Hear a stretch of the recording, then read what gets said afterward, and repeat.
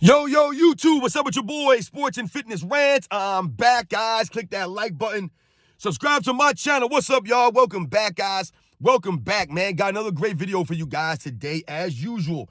You guys know the deal on this channel, man. We must continue to set the record straight, man. We must continue to stop the lies, stop the narratives, man. We must continue to hold these guys to a standard and stop them from rewriting the history.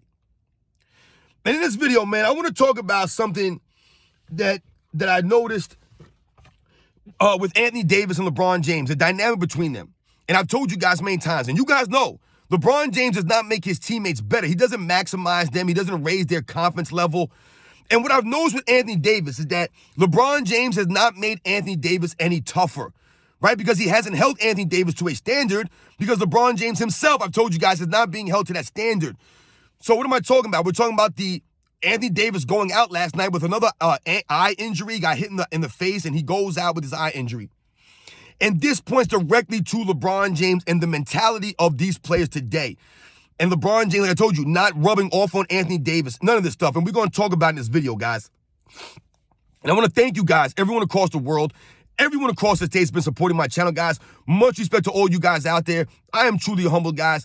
I am so thankful, man. Everyone who comes through with the super chats, the super thanks, you guys coming through the live streams, man. Thank you so much, guys, for real, man. We must continue to stand up, and I want to thank you guys for rolling with me, man, for real. And you guys know what to do. Turn the volume all the way up. Hit that play button. Remember, these videos are for educational purposes. And let's roll. So, yes, guys, I did a video earlier about LeBron James sitting out against the Timberwolves, and I touched on this idea, this notion with Anthony Davis not being tough. And I've told you guys many times on this channel, you hear a lot of the LeBron James fans tear down Anthony Davis, right? A lot of the people in the media, they always point the finger at Anthony Davis. And what will they say? Anthony Davis is frail. Anthony Davis misses games, blah, blah, blah. And yes, those are true statements. But what have I told you guys on this channel? They try to make it seem as if all of a sudden Anthony Davis became frail and soft, right? All of a sudden, because they want you to believe that it's Anthony Davis's fault, like LeBron James and the Lakers are not winning or don't win, right? So in 2021, when they got bounced out of the first round as a defending champion, they want you to believe that was Anthony Davis's fault because Anthony Davis was hurt or he was banged up and he was in and out of the lineup. He's soft. Right, the next year, the 2021-22 season, when all these players came to the Lakers, Russell Westbrook, you had Anthony Davis, you had Carmelo Anthony, Dwight Howard, all these guys on that team, Rajon Rondo. LeBron James told us, the people, to keep that same energy, right? Because we were laughing at this team. He told us to keep that same energy. And what happened? It backfired. They didn't even win 35 games. I believe they won 33 games that season, didn't even make a play-in. And what will everyone blame? They blame Russell Westbrook. They blame Anthony Davis. They blamed everybody else but LeBron James, who told us to keep that same energy. Russell Westbrook didn't tell us to keep that same energy.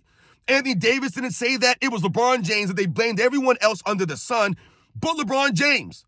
And then on the flip side, they keep trying to tell us he's the best player on the Lakers.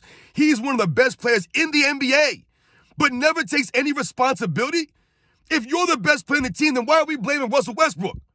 Why do they keep blaming Anthony Davis? So last night, Anthony Davis gets hit in the face on an alley-oop dunk. And when I watched the replay, it did not even look like he got hit or poked in the eye. Because to get poked in the eye, if you get a good poke in the eye, yes, that hurts bad, man. You could get some serious damage to your eye. But when I watched the replay, it looked like the hand hit Anthony Davis like on the side of his face. And Anthony Davis went out for the rest of the game. He never came back, and he had the whole eye thing, and he was, oh, man, I got hit in the eye, right? And once again, I'm not knocking Anthony Davis for being soft because this is his MO. This is who he is, right? So, right, they always say a tiger can't change his stripes, so to speak. But the one thing that we must talk about or point to is LeBron James' lack of what? Influence on his teammates in a positive way. He's influenced these guys negatively. We think about an Austin Reeves, for an example. Look at Austin Reeves' body language out there, his mannerisms, the way that he acts. He's always flopping and carrying on, throwing his hands up in the air, flailing around for free throws and for foul calls. That's LeBron James' influence on us, on Austin Reeves. This is where he gets that from. LeBron James. He's the one flopping around the court at the highest level. So why can't Austin Reeves do it? Once again, when LeBron James being the leader, right? Supposed to be the best player. When he's doing these things, why would the other guys not do it? Think about that, guys. I've told you guys about Michael Jordan. Michael Jordan never gave his teammates any excuses. They couldn't lollygag or not try hard in practice because Michael Jordan was doing these things. He was going hard in practice. He was showing up early, staying late. He gave these guys no excuses. He played through pain. He played through personal problems. There were no excuses for his teammates. They couldn't use it as a crutch. They couldn't say, well, hey, Michael Jordan's sitting out of practice today, so I don't have to go as hard today. No, he was always there, always telling them to pay attention. This is the standard. This is the influence he had on these guys. When we talk about Anthony Davis, and I say that LeBron James has not influenced Anthony Davis in a positive way, think about the toughness or lack of toughness from an Anthony Davis. Has he got any tougher playing with LeBron James? No. Has LeBron James shown him the way? No. Because what have I told you guys? They love to point out how many games Anthony Davis has missed since he's been in LA. But if you look at his time in New Orleans, it was the same MO. He was always missing games. Now let's think about LeBron James. Look at how many games LeBron James has missed in LA. But they will never point these things out. They'll never point these things out. LeBron James is his sixth season in LA, I believe. And this man has missed a whole lot of games. Most every season LeBron James has played up until this year, this man's never played more than 60 games. Never. Only the bubble season, guys. Every other season, 50 games, 55 games, 57 games. This is what LeBron James is playing. But his fans, the media, they make it seem as if LeBron James out there playing 75, 80 games every season, and Anthony Davis is playing 50 games every season. That's what they make it seem. That, oh, Anthony Davis is leaving LeBron James hanging out there. He's always hurt. No, LeBron James always hurt too, man. LeBron James is always faking injuries. See, Anthony Davis, to me, is a soft person. His body is frail. He can't play through pain. He has a very low pain threshold, it seems to me. But I never felt like Anthony Davis was faking injuries. We were just embarrassed at the certain things that kept him out of games and how long he would be out from these sensitive things. LeBron James, to us, to me, has been faking injuries. Because on one hand, they talk about how great of shape he's in, how strong and tough LeBron James is, the durability of him. But then at the same time, the man's always out. He's always out, just as much as Anthony Davis is, guys. So when I see Anthony Davis go out with the eye injury yesterday, getting hit in the face, I immediately thought, this guy Anthony Davis hasn't got any tougher or stronger or better playing with LeBron James. And when I thought about Michael Jordan and the grit and the hustle, the heart that Michael Jordan played with, and it made me think of Scottie Pippen. Because Scottie Pippen could have been the same way, right?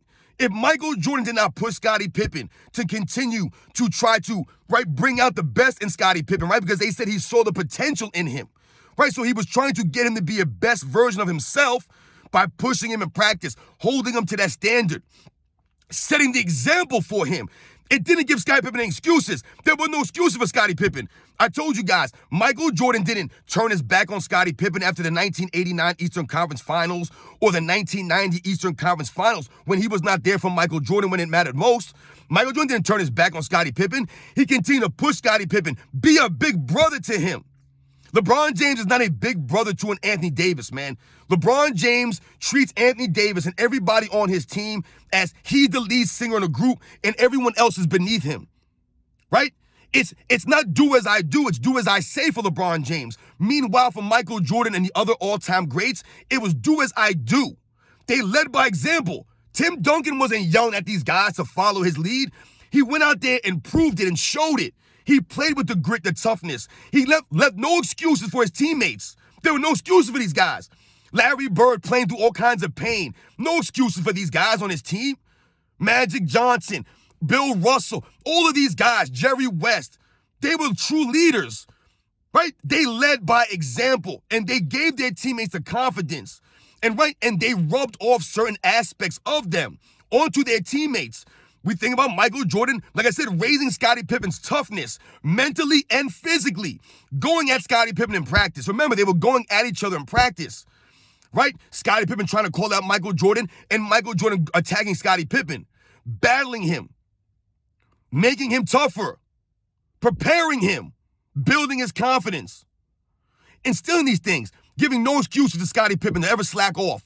None of these things. Whereas LeBron James has given his teammates all kinds of excuses. So what has he rubbed off on them? Like I said with the Austin Reeves, all of his teams, you ever notice? Every team that he's been on, they're always complaining. You'll see the same thing. A foul calls, and then goes LeBron James and his teammates. All of them got their palms up, the shoulders shrugged, and they're giving the referee a bunch of nonsense. Crying and moaning. It's all of his teammates. These are the kinds of things, the residuals that LeBron James leaves for his teammates. So look at Anthony Davis. He hasn't made Anthony Davis tougher. Has Anthony Davis gotten tougher playing with LeBron James? No. Has Anthony Davis gotten better playing with LeBron James? No, he has not. So once again, this exposes this idea, this notion that LeBron James makes his teammates better. He hasn't maximized Anthony Davis. He has not. Anthony Davis is the same player he was in New Orleans on the Lakers. Right? The thing is, the truth is that Anthony Davis has saved LeBron James' career in LA. Those are the facts, guys. If Anthony Davis has not come to LA, LeBron James on the Lakers does nothing. He accomplishes nothing. Absolutely nothing. Where are the Lakers without Anthony Davis, guys? Where are they? They're nowhere. Nowhere. They don't win a bubble championship. They probably don't even make the play in any of these seasons without Anthony Davis on that team, guys. So LeBron James needed one of his clutch clients to request a trade off of his team and then come and save him on the Lakers. But they always want to blame Anthony Davis. And when I saw Anthony Davis go out with that slap in the face, I immediately thought, man, it's the same thing LeBron James would do. Because here's Anthony Davis. His mindset is, oh, LeBron James is out today. We're playing against the Timberwolves. I don't really want to give the effort today. So the first chance he got to fake an injury and to sit on the bench, Anthony Davis did it. That's the mindset of the Los Angeles Lakers, the LeBron James teams. This is their mindset. This is why they're inconsistent, guys. So we'll see what happens with Anthony Davis. Will he be back for the next game? Is this going to be a lingering thing? I just don't understand it, guys. I just don't get it. How everyone always saying that this guy is soft and he's frail, and he is. But LeBron James ain't extracting anything out of this guy. Once again, not holding him to a standard, not making him tougher or stronger or better. None of this stuff, man. Not leading by example. LeBron James is faking injuries. He's literally faking injuries to sit out games. How does that look for your teammates? What are they supposed to think?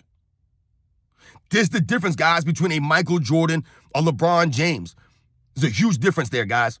Michael Jordan, once again, maximized his teammates, not through on the court stuff, through practices, by pushing them, building their confidence, preparing them for the moments, pushing them, holding them to that standard, and never giving them any excuses to slack off. Oh, Michael Jordan's slacking off. Michael Jordan's faking an injury. Michael Jordan's sitting out of practice. Michael Jordan's doing this. No. He gave them no excuses. There were no excuses for any of the guys. You guys know the deal, man. I'll catch you guys on the next one.